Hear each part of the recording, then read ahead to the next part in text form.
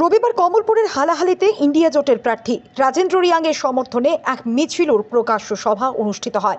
সভায় উপস্থিত ছিলেন সিপিআইএম রাজ্য সম্পাদক জিতেন্দ্র চৌধুরী ও কংগ্রেস বিধায়ক সুদীপ রায় বর্মন, প্রাক্তন বাম বিধায়ক অঞ্জন দাস সহ আরও অনেকে। সংবিধান আগামী দিন সচল থাকবে কিনা সবচেয়ে বড় প্রশ্ন দেখা দিয়েছে। গণতন্ত্র বজায় থাকবে কিনা এটাই সকলের মনের প্রশ্ন।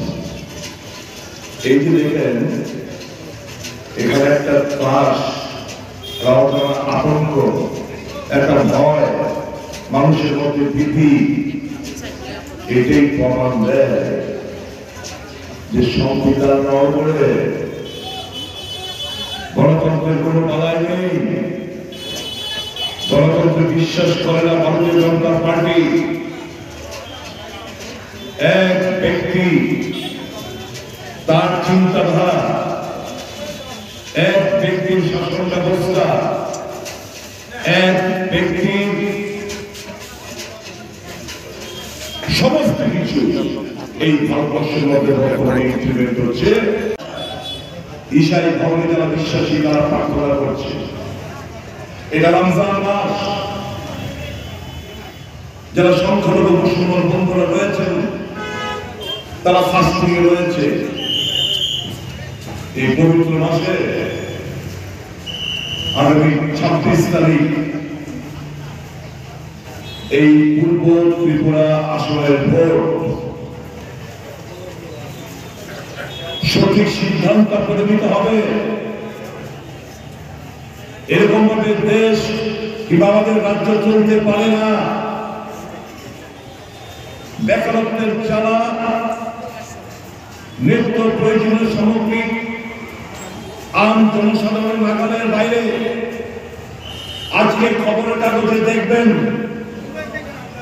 প্রায় 800 এইখানে 800 ওষুধের, জীবনদায়ী ওষুধের দাম বৃদ্ধি হয়েছে। কারণ ওই ইলেকট্রনিক বন্ড থেকে, ওষুধ কোম্পানি থেকে প্রচুর পরিমাণ টাকা চাঁদা ওই ইলেকট্রনিক বন্ডের মাধ্যমে বিজেপি দল নিয়েছে। কাজেই এটা ভর্তুকি আমার আপনার আম জনসাধারণ করতে হবে।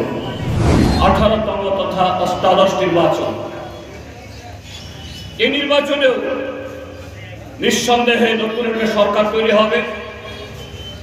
সেই সরকার নতুন কর্মসূচি রূপায়ণ করবে।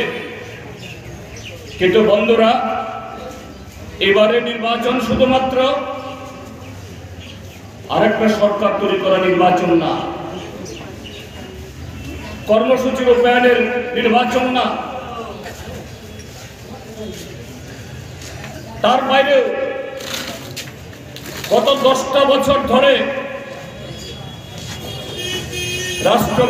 রাষ্ট্রবাদী স্লোগান দিয়ে ভারতীয় জনতা পার্টি তার নেতা নরেন্দ্র মোদীর নেতৃত্বে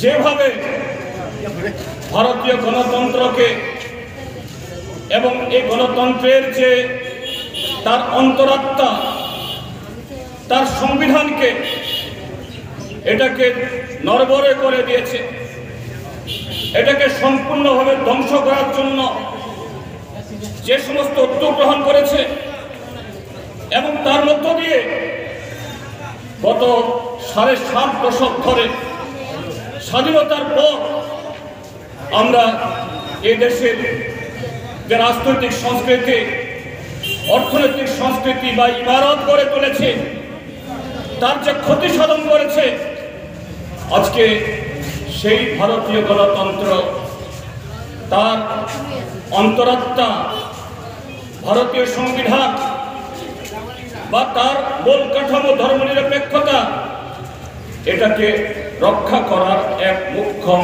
এক পবিত্র দায়িত্ব আমাদের সঙ্গে উপস্থিত।